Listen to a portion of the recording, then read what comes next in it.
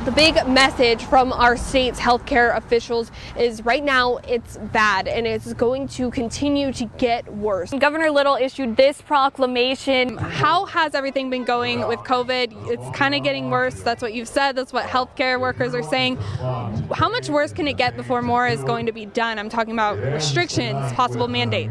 Well, what we need, and a little bit of a broken record, is we need more people to get vaccinated. Crews are cleaning up here after a structure fire took place in a detached garage just behind this home.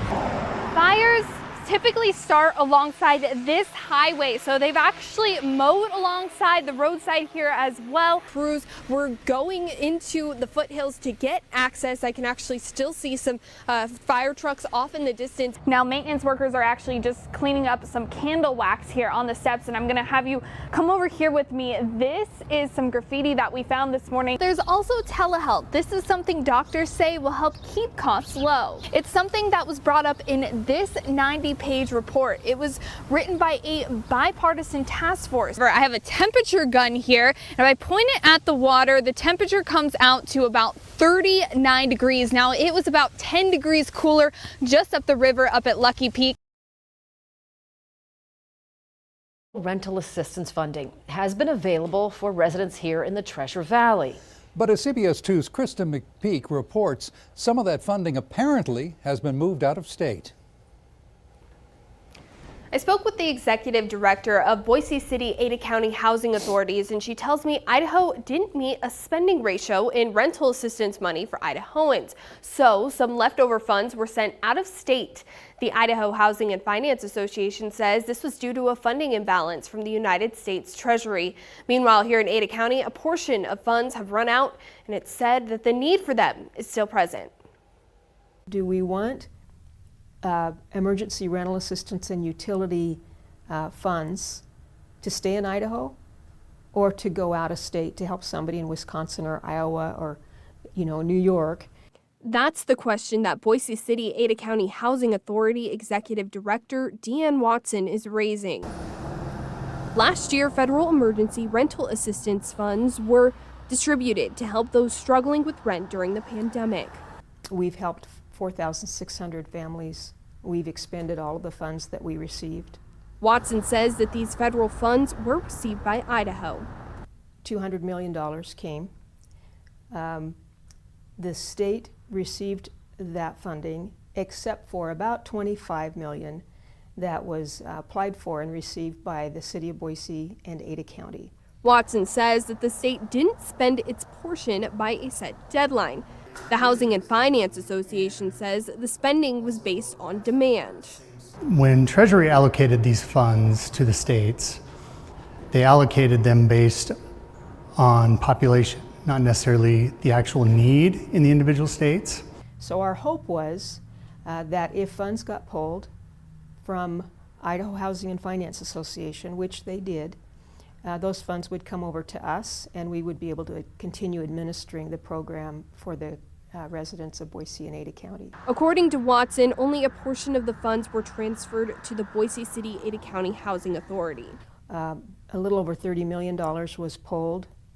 About $11 million is staying in the Boise Ada County area, and the other 2/3 of those funds went elsewhere, out of state. The Idaho Housing and Finance Association tells me the U.S. Treasury used a broad non-needs approach, which takes place across the country. Some states and local jurisdictions, particularly the smaller ones, got far more funds than were necessary or that they could realistically distribute, whereas others, unfortunately, got less than they needed. So what you're seeing here is Treasury, the U.S. Treasury, is trying to correct that funding imbalance by reallocating some of the funds. So these extra funds, do you know where they were sent? That Treasury made that determination again and based that on need throughout the country. More rounds of rental assistance are expected to arrive in Idaho. This time, Watson hopes these funds will stay within the state. But what I'm being told is the way the legislation was written for the transfer of those funds to Idaho Housing, there isn't a mechanism to do a voluntary transfer. Watson says based on the pattern she's seen here in the Treasure Valley, any available funding would help thousands of families avoid homelessness. Both of our organizations want the same thing, and we want these funds to get in the hands of eligible Idahans who really need it. My hope and my plea would be for the state legislature to find a way to reevaluate the wording for the transfer, because there's another $130 million coming in ERAP funds, ERAP 2 funds that would go to Idaho Housing if they so choose, that we would want to make sure we've put a protection in that the funds would stay in Idaho rather than go out of Idaho if the funding, the spend ratios aren't being met. Both the local housing authority and the Idaho Housing and Finance Association says they have funds available to help people now and don't hesitate to reach out for help. Live in the studio, Krista McPeak, CBS 2 News. Is in the back of the mind of every rancher, if not the front of mind for ranchers and farmers. But when that drought is severe, like it is right now in Owyhee County, then you really have to get creative really fast. CBS 2's Krista McPeak visited a ranch in the Owyhees that's been run by the same family for generations. Idaho. It's known for the endless open spaces and outdoors. But despite its vast waterways, drought continues to threaten the land we explore. This report right here by the Idaho Department of Water Resource says the whole state of Idaho is under some level of drought. This is due to record high temperatures and low levels of precipitation. And here in Owyhee County, about 80% of this area is under a severe drought. Most of our water sources are creeks, springs, and reservoirs. They're significantly down right now. Elizabeth Thomas is one of many faces behind Thomas Cattle Company in Owyhee County. They raise Black Angus cattle across Idaho and parts of Oregon. My husband's parents run on the ranch with us, my brother-in-law, so a true family operation. And with drought levels taking over Idaho, they've needed to improvise. We've stocked some of our ranches lighter just to make sure that we're not overstocking them and overgrazing. They've installed solar wells for their cattle and the wildlife. Days also consist of moving cattle more frequently to sustain the land. We're reliant upon the land for our future success and our children's future success, so that's something that we're always paying attention to and being responsive to. Idaho hydrologist David Hokema says the lack of spring precipitation caught people off guard. You know, I don't think anybody's seen anything like this since 1924. There have been really bad years, but a lot of those people saw it coming, and so they were planning ahead. But this family has been working through hurdles for generations, and drought is just one obstacle to overcome. Ranching is a fluid thing that you wake up and plan the best you can, but know that most plans have cracks in them and things come that you have to pivot, and that's what ranchers are great at. They're filled with grit and they wake up each morning and solve the problem at hand and move on to the next one, and that's something that we're really proud to be a part of that community. In Owyhee County, Krista McPeak, CBS 2 News. Now, Thomas says the people can support local agriculture by shopping local. She also adds never hesitate to reach out to farmers or ranchers to learn more about what they do. Americans wake up every morning reaching for that cup of coffee. You gotta pretty much eyeball everything. To Brent Rowe, it's about so much more than taste and a dose of caffeine. There's a lot to learn. I love coffee. I love everything about it. I love the origin, the flavors, everything about it. Coffee is another part of my life that I love. I love reading about it, tasting it. Rowe finds peace in this cozy shop, creating something so gratifying after experiencing the unimaginable.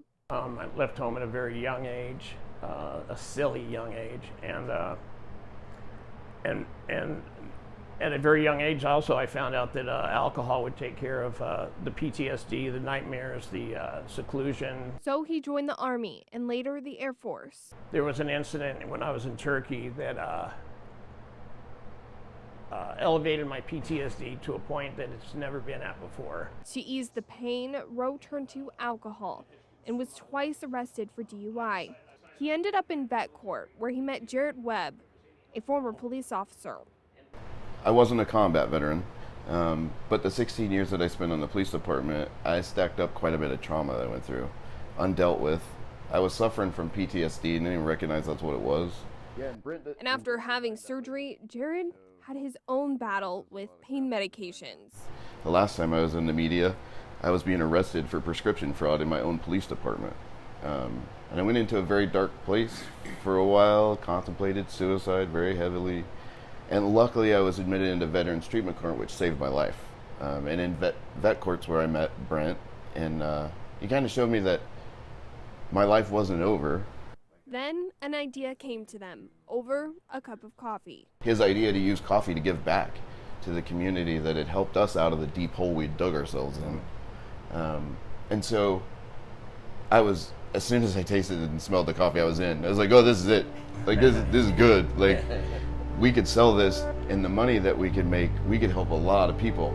That's when Zero Dark 30 Coffee was born. Zero Dark 30 is, it's military slang for really early in the morning. You know, everything that's done before the sun comes up is at Zero Dark 30. And Zero Dark 30 Coffee is a not-for-profit business. Proceeds from roasting, grinding, and selling this coffee goes to programs that help other veterans and first responders. There are about 19 million veterans here in the United States. And about 10 to 20% of those have PTSD, and that doesn't include law enforcement. There's small nonprofits that are actually making a difference, a real difference, and that you can see individuals that have contemplated suicide and steered away from it, and now part of the solution, just like we are.